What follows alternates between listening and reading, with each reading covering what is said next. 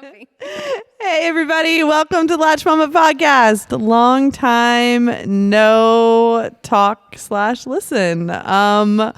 We took a little break, but we're back again. And we are kicking off, not necessarily a new season, but our little comeback here with a fun podcast today. Kori and I are back together. For those of you who have not listened to kind of the archived podcast, Kori has been here a couple of times. Love it. Right? I think twice now. Yeah, you came to talk about VBACs and C-sections. I did. And you also came to talk about pregnancy loss. Yep. And now we're back to have a fun little podcast today because Kori and I both have babies in our bellies. Super pregnant. Yay! So we're just gonna kind of catch up on what we've been up to and where things have gone since we both sat together and talked about loss. You're listening to the Latched Mama Podcast. I'm your host, Melissa Wirt, business owner and tired mom of 5. Join us each week as we talk about pregnancy, nursing, parenting, and all things motherhood. Hi. Hey. How are you? It's hot. I'm very pregnant. How many weeks are you now? 28. Okay, that's awesome. Yeah. 3rd trimester. Yes. It kind of flew, but that's because I didn't tell anybody. So, backstory, you sat here and talked about loss with me. I did. I was miscarrying at the time. I know. And you were pregnant. Very newly pregnant. Had Found out days before. Wow. Yeah. You did a good job. It was good. Of course I had no idea, but it was also super early. Yeah. Were you, I assume you were excited. Was it kind of one of those you stopped breastfeeding and just got pregnant, or? I weirdly, I'm not sure how the timing worked out, but stopped nursing on Christmas Eve of last year. Okay. And I conceived the same week. So I don't know how that worked out. Yeah. All of my other kids have weaned as I've gotten pregnant, 8 weeks, 10 weeks, because I couldn't take it anymore. Yeah. And this baby weaned herself. It was wonderful. That's pretty cool. Yeah. It was great. I don't know. I think I've been pregnant with all of mine when they've actually weaned. So just pulling back in kind of loss stories, because we were talking about kind of early loss last time you were here. I assume that when you get an early pregnancy test positive, there is some of that anxiety and fear. It's scary. And it's super scary. Did you go start progesterone? Did you call your midwife? What did you? I immediately called my RE, which is who I saw to get pregnant with my 3rd, because I had had so many losses. Okay, and this is number 4. This is baby number 4. Okay. Yep. I immediately called them and said, hey, I don't know if you still, see people that got pregnant on their own and didn't need any help. And they were like, oh yeah, you're a repeat customer. You come right on in. That's awesome. That's so cool. Yeah. So I took progesterone. Yep. Okay. Did they do blood work at all, or did they just? They treated me just like they did with my 3rd pregnancy. Wow. And they saw me every week for 13 weeks. Wow. Yeah. Wow. They made it a big deal. It was wonderful. I highly recommend RE care. So I'm sure it made you feel a little bit It does. safer. It takes away some of that anxiety. That's awesome. Not that everybody needs an ultrasound every week, but Yeah. when you've had a lot of loss, one it every helps. week? It does, yeah. Wow. It's a lot. It was a lot. So did you, I guess, see growth heartbeat pretty early on in the the 6 weeks, or? I had one of those wasn't sure if it was going to stick beginnings. Which are the most terrifying. Oh God, they're you're sitting on pins and needles for weeks waiting for things to grow. But I think I finally saw a heartbeat around 7 or 8 weeks. Wow. We were expecting to see it at 6. So for 2 more weeks, I kind of sat and really thought nothing was going to happen. And it finally did. That's crazy. It makes you wonder about progesterone, though. It makes you wonder. It's a rabbit hole. It's such a deep dive that some people just say it doesn't do anything, and then some people say it absolutely does, and it can help in those situations where the baby's trying to get all snuggled up in there and just can't get what it needs. But that extra progesterone helps the lining grow. And I've had 2 now with progesterone. So fascinating. Fingers so crossed. Fascinating. So I think my story was pretty similar. I had bizarrely, so when we talked last time, I had the blighted ovum going on. I knew it wasn't going to be a successful pregnancy. was trying to figure out if I could really be patient enough to pass it on my own, which I inevitably was not patient enough. Patience is not something that I excel at in life. And also it's just a super hard situation, like to walk around with something that is not viable in your body. You're still producing HCG because the placenta is still growing. My progesterone was super low at that point, so I really can't blame a whole lot on that. But I still had like kind of the pregnancy uneasiness. It didn't feel great. I was ready to move painful. on and like just restart life. And then you just have the emotional aspect of like walking around with something in your body that you knew isn't going to turn into When's anything. it going to start? Yeah. Yeah. So I think I had been spotting a little bit, but I knew that I had not passed the products at conception or the sac or whatever it was or whatever we want to call it. So I think I eventually reached out to my midwife and just said, hey, I can't do this anymore. I don't want to go in for another ultrasound. I think I had a pretty vulnerable conversation and just said, hey, this is the deal. And I had gotten blood work done for those that didn't listen to the first chapter of the story. So eventually I took the Cytotec. It was super easy process-ish. I think I saw her on a Friday afternoon. I took it Friday evening. I had no idea going into it because I had never been introduced to it before. Did you take it with any of your losses? I haven't, no. It's an interesting drug. You can actually get a fever with it, which I had no idea. I didn't even know that was part of it. Some people vomit with it. Like there's a lot of different, the science behind it is very interesting, which I hope to never have to really research again. But it's an interesting way to I think it releases a bunch of prostaglandins, which is actually what you also release when you go into labor, which makes sense. It's also used in induction. I've read a little bit about it. It's a little scary. It's a really interesting drug, but I really didn't understand. I thought, hey, they would be the same risk taking it as there is normally when you miscarry, like that there was just going to be a lot of blood and it was going to be intense. I also didn't know that sometimes it doesn't work.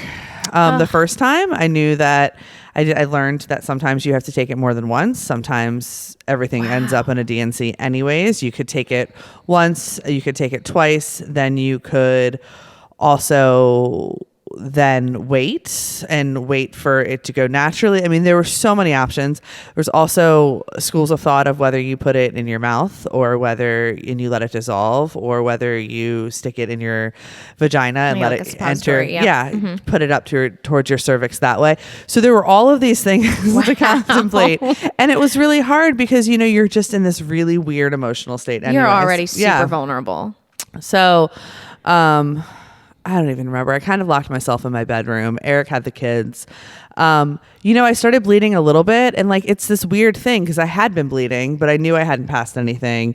So I didn't know like, hey, am I going to bleed a lot? Am I going to get sick? What's going to happen? Right. It was a totally like non-event. I put on a pair of like Depends because I was like, I'm not changing a pad if this is really going to be miscarriage bleeding.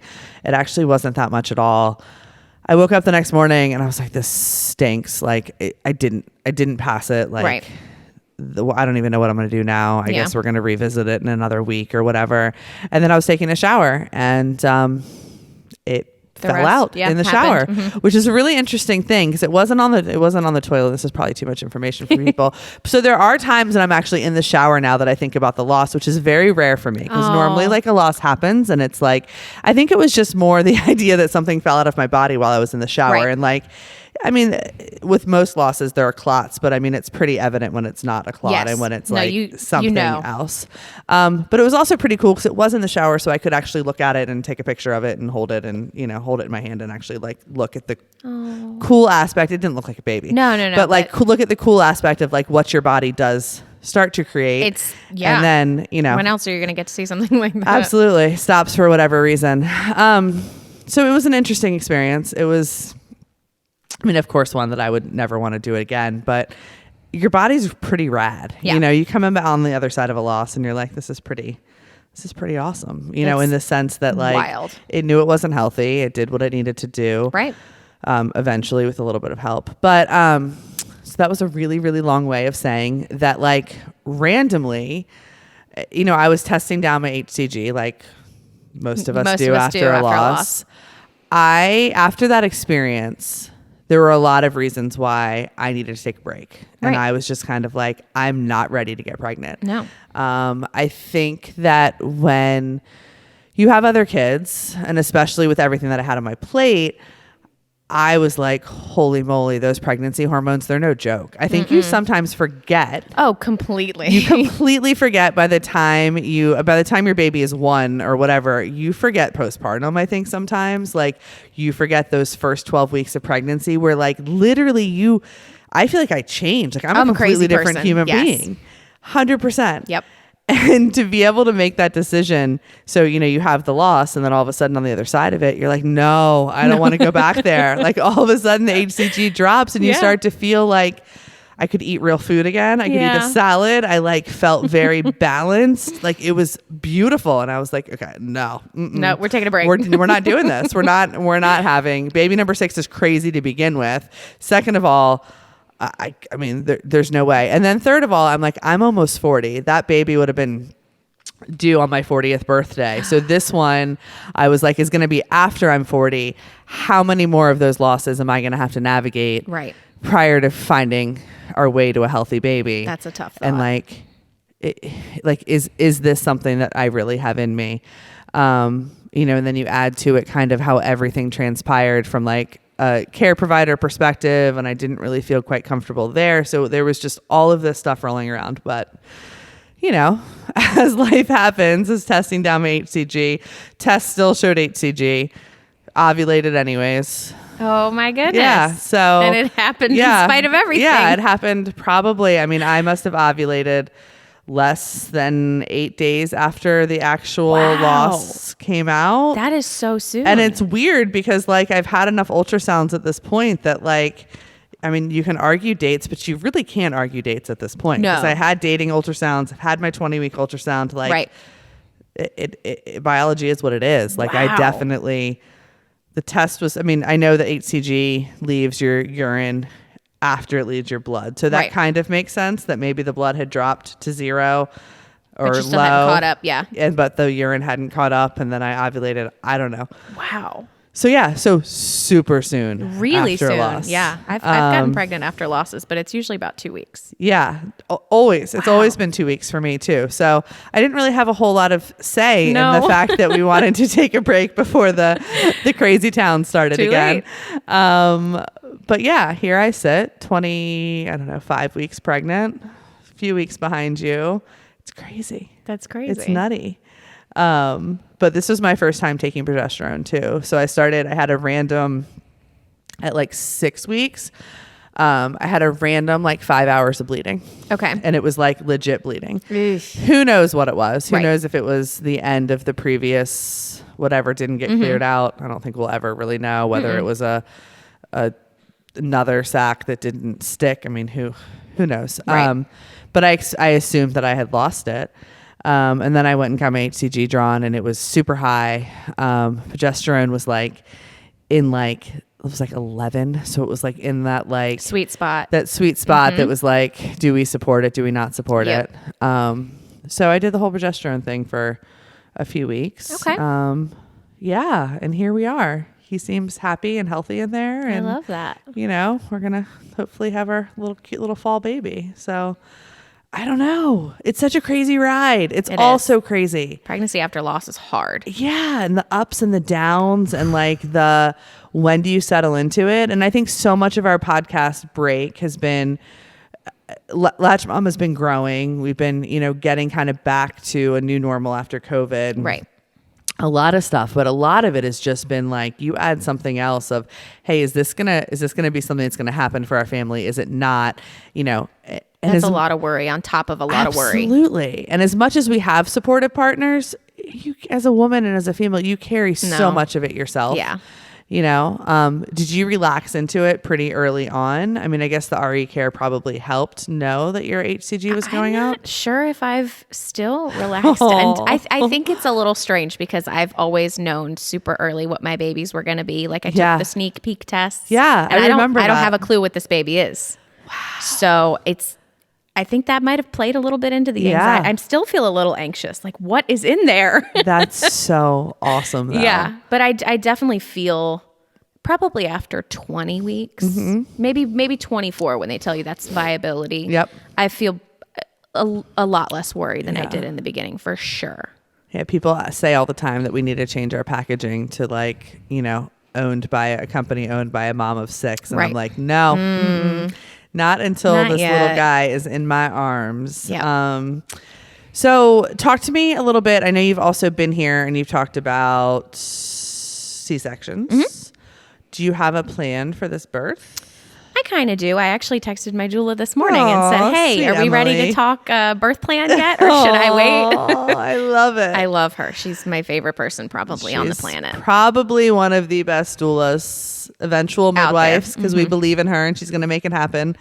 Hopefully she's telling people that. If not, Kennedy I didn't can cut know it. she was telling people that. Oh, maybe not. Sorry, Kennedy. You're going to have to go back and cut that probably. I'll check with her though to make sure. Yeah, I texted my doula this morning and said, hey, are we ready to talk birth plan? I mean, I have it in my brain. I will probably schedule a C-section. I've done the VBAC thing. I've really, really tried. You tried so hard. And I want to enjoy my birth. Yeah. I don't want to stress about it. I don't want to plan and then be disappointed again. Yeah. So I feel like I gain a little bit more control when I say, okay, here's what I'm willing to do. Here's what I want from it. And I'm trying to work with my provider now. That's Emily and I were talking about it. And she was like, make a list of what you want. Okay. Family-centered cesarean, gentle cesarean, dim lights, music, immediate skin to skin.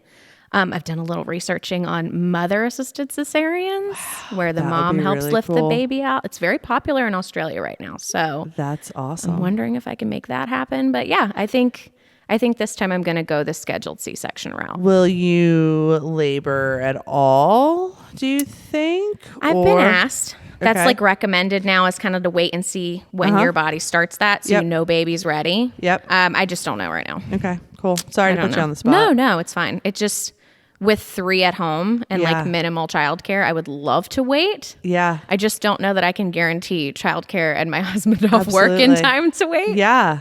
I mean, there's a reason why scheduled C-sections are sometimes a thing. Yeah. Outside. I mean, it's awesome. It's awesome that we have choices. It's awesome Right. that I love that I've been informed to this point that I can make this decision. I really do. Absolutely. Were you disappointed after Lucy's birth? I don't think I had time to be disappointed after Lucy's Yeah. birth because I hired like the world's most amazing doula and she like refused to let me be. She was like, listen, you made these decisions. You made them with, positive thoughts in mind and you were very sure this is what you wanted to do and you did an amazing job. So Absolutely. like, don't be disappointed in yourself. And I just wasn't. I Yeah. didn't have any of those feelings that I had after the first time I tried my VBAC. Yeah. So it was great. So all of yours will come out through your belly. Yep. They will all come out through the sunroof. That's fantastic though, because they all came out the same way. I mean, it's adorable. They can share that forever. I'm trying to figure out like how long it's going to take you to figure out this. Probably I guess the same time. I mean, this way versus this way. Right. Trying to figure out like how long the anticipation is going to be on. Oh, I'm very anxious about it. Who's going to say it? Joining your who's joining your family and like whether you're going to get to say it and see it first or like how that whole thing works. Yep. Oh, that's so exciting. I've written that in my little pre-birth plan. I was like, please don't say anything. I don't care if the first thing you see is testicles. Yes. Don't announce it. I want to see. Oh, that's so cool though.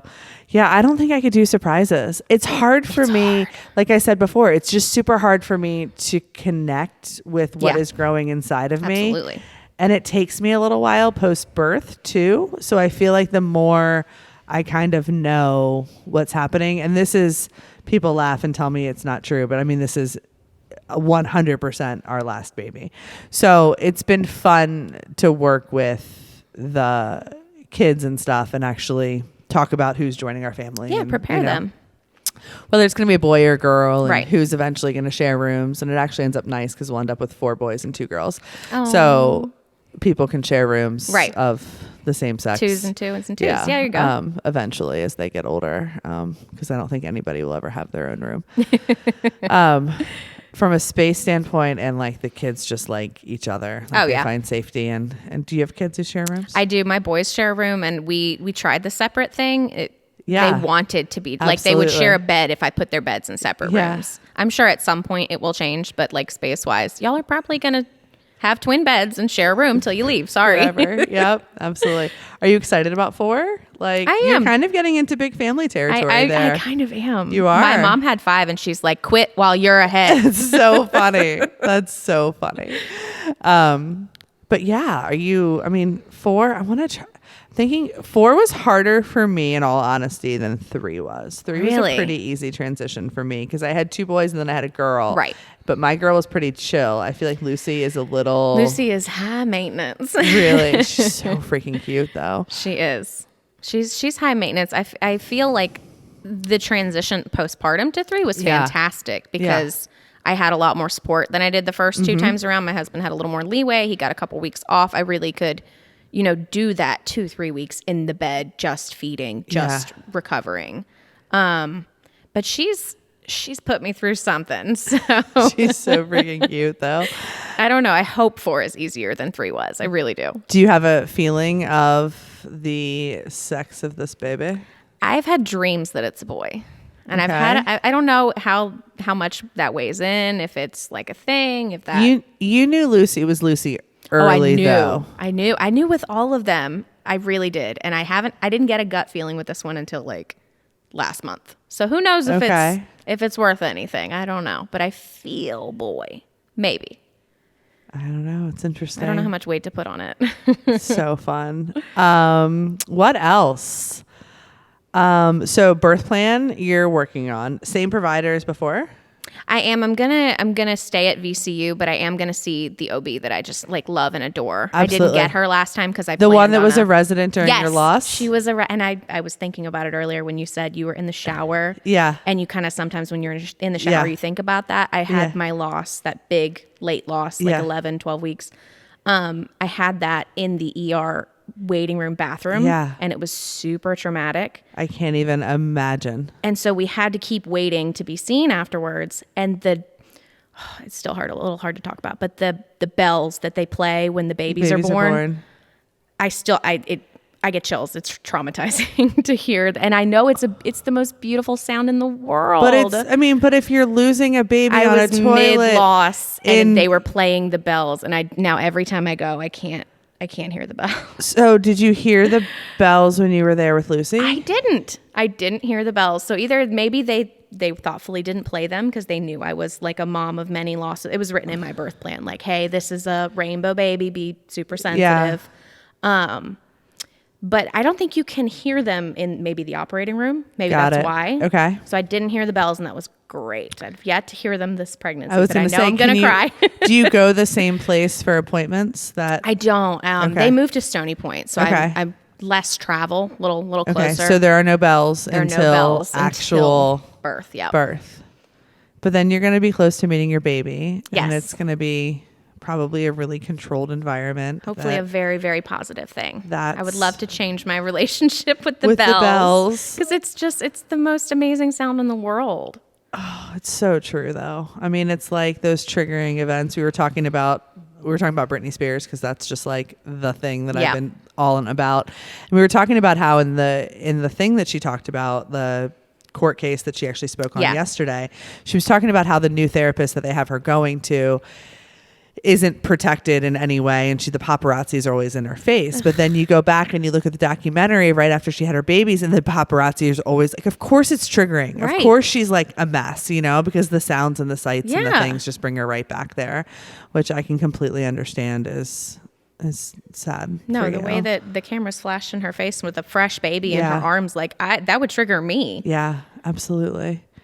I don't know. It's cool. Pregnancy after loss is rad. It's like one of those like really, I don't even know what to call it. It's in some ways it like makes me appreciate the idea that I'm carrying a baby, but in some ways it makes me grumpy because it's like it's never going to feel the same as somebody who's never had a loss before. It does make you a little jealous, like of their optimism. Absolutely. Yeah. And the fact that like everything is, kind of unicorns and sunshine. Yeah. And I mean, I don't think very many people have perfect pregnancies. No, but yeah, it's still a little hard, like on my side, to see people who have like flawless home births, water birth, like things that I really, really wanted and never got. It's hard. It really is. But I also see, as somebody who's had flawless home births, I also see like the idea that you have navigated your way to an amazing care provider through a loss, which I think is an incredible story. Oh, she's my BFF. You know, you found